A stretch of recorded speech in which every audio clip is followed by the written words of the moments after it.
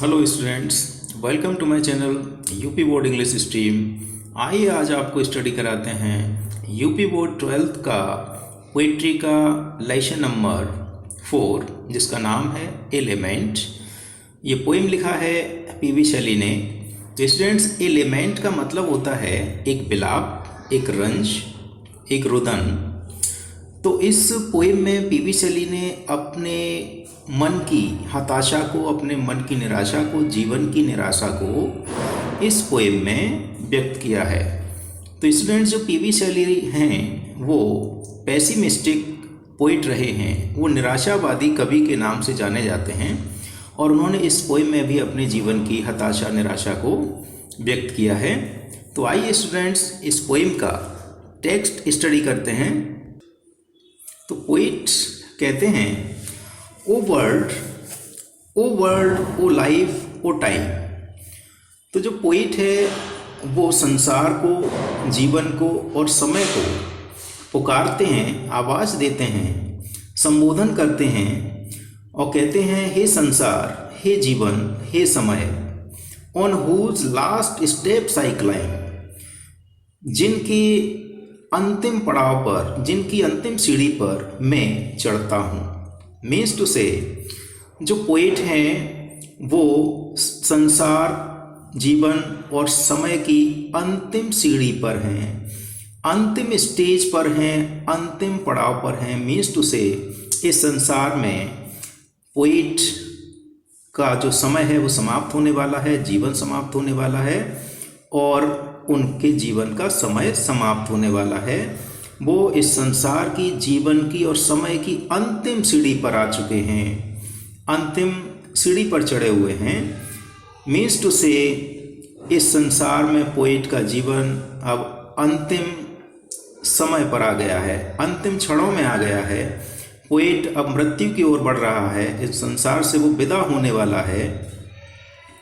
यहाँ पर पोइट ने अपने जीवन की तुलना एक सीढ़ी से की है। जिस प्रकार से सीढ़ी पर स्टेप बाय स्टेप चढ़ा जाता है और अंतिम स्टेप के बाद, अंतिम स्टेप को चढ़ने के बाद व्यक्ति जहाँ जाना चाहता है वहाँ चला जाता है, इसी प्रकार से वो जीवन रूपी सीढ़ी पर हैं, जीवन रूपी सीढ़ी के अंतिम स्टेप पर हैं, अंतिम चरण पर हैं।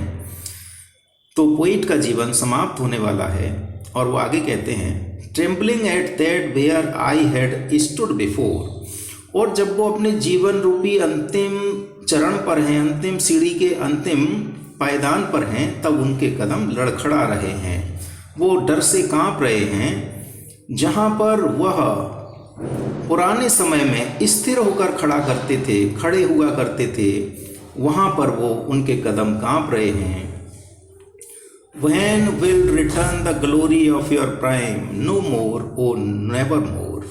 तो पोइट अपने पुराने समय को, अपने बीते हुए समय को याद करता है और वो बीता हुआ समय कौन सा है? उनकी युवा अवस्था का। ग्लोरी मीन सौंदर्य, आभा, शोभा। योर प्राइम का मतलब टाइम ऑफ हिज यूथ, युवा अवस्था का समय। तो युवा अवस्था के समय को वो याद करते हैं और कहते हैं कि वो युवा अवस्था का सुनहरा समय, युवा अवस्था का उत्साह से भरा हुआ जो समय था वो कब लौटेगा?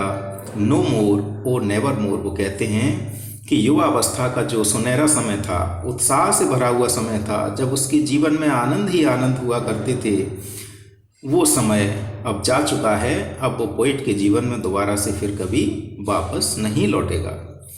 आगे सेकंड स्टैंजा स्टूडेंट्स पढ़ते हैं, out of the day and night a joy has taken flight.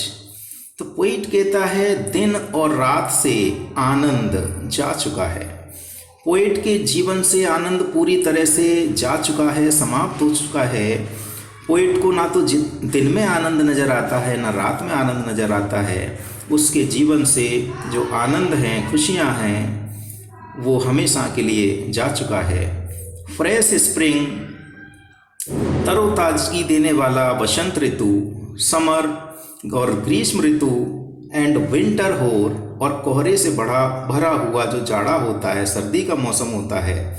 Move my फेंट heart with grief but with delight.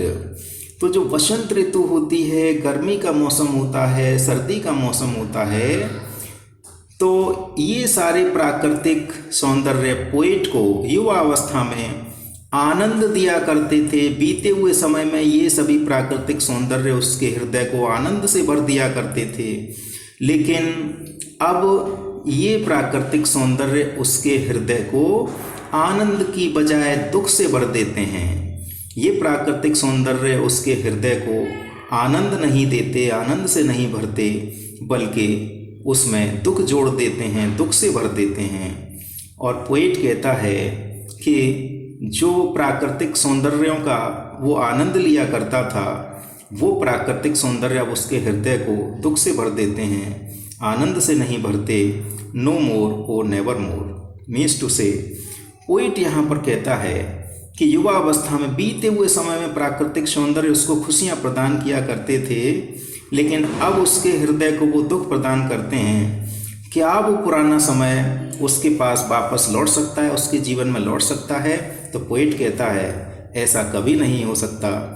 और जो आनंद है वो उसके जीवन से हमेशा के लिए विदा हो चुका है और वो फिर उसके जीवन में कभी वापस नहीं लौटेगा। तो स्टूडेंट्स, इस पोएम में पोएट ने अपनी निराशा को, हताशा को व्यक्त किया है और हम आशा करते हैं ये पोएम आपको काफ़ी सरल शब्दों में समझ में आया होगा। और फ्रेंड्स, ये पोएम आपको हमारा वीडियो अच्छा लगा हो तो इसको लाइक एंड शेयर अवश्य करें और हमारे चैनल को सब्सक्राइब करें। Thank you students.